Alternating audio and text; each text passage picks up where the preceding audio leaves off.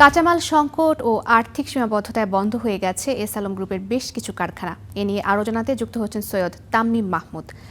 তামিম, বর্তমানে এস আলম গ্রুপের কোন কোন প্রতিষ্ঠান বন্ধ হয়ে গিয়েছে এবং চাকরি হারানো শ্রমিকরা কি বলছেন, জানাবেন বিস্তারিত।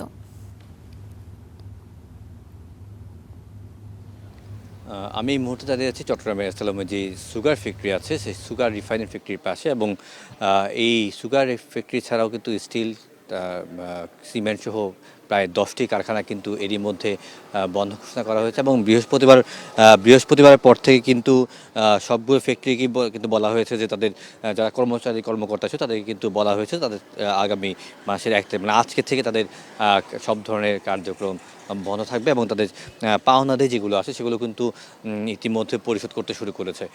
যারা পুরনো কর্মচারী ছিলেন তাদের কিন্তু তাদের ইতিমধ্যে বেশি টাকা পয়সা প্রদান করা হয়েছে, এবং আগামী বৃহস্পতিবার অর্থাৎ 6 তারিখ বাকিদের পয়সা পাওনা যা আছে সব কিছু ফেরত দেওয়া হবে বলে এখন পর্যন্ত তাদের জানানো হয়েছে।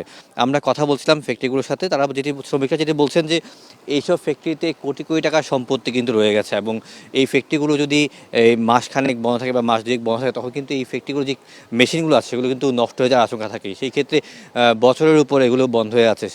তারা চাচ্ছেন যে এই ফ্যাক্টরিগুলোকে এস আলম কর্তৃপক্ষ কিংবা সরকারের পক্ষ থেকে অন্য কোনো মারফত যেভাবে হোক এই ফ্যাক্টরিগুলো যাতে চালু করা হয়, এবং মেশিনারিগুলোর সাথে সাথে এইখানে যারা শ্রমিক কর্মচারী ছিলেন তাদের যে রুজি যে বিষয়টি সেটি যাতে সরকার বিবেচনায় নেয়, এবং একজন ফ্যামিলির সাথে একজন চাকরিজীবীর সাথে দেখা যাচ্ছে অন্তত 3 থেকে 4 জন ফ্যামিলি সদস্য আছেন।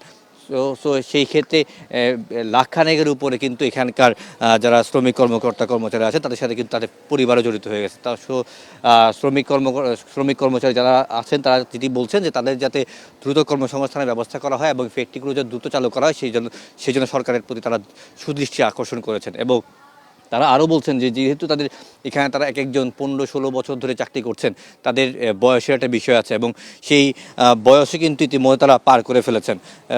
সেই ক্ষেত্রে অন্য কোথাও যেয়ে কিন্তু চাকরি করতে পারছে না, চাকরি নিতে পারছেন না। যেহেতু চাকরি নিতে পারছেন এবং চাকরি পাচ্ছেন না, সেই ক্ষেত্রে তারা এক ধরনের অনিশ্চয়তা জীবনযাপন পার করছেন। তো তারা সরকারের কাছে বারবার দাবি জানাচ্ছেন যে কোনোভাবেই হোক তাদের যাতে এই চাকরির ব্যবস্থা করা হয়, এই বেকারত্ব দূর করা হয়, এবং সরকারের যেই একটা কথা বারবার বলে আসছে যে বন্ধ কারখানা চালু করার বিষয়ে, সেই ক্ষেত্রে এইসব কারখানাগুলোকেও যাতে বিবেচনায় নিয়ে দ্রুত সময়ের মধ্যে চালু করা যায় এবং কর্মসংস্থান সৃষ্টি করা যায়।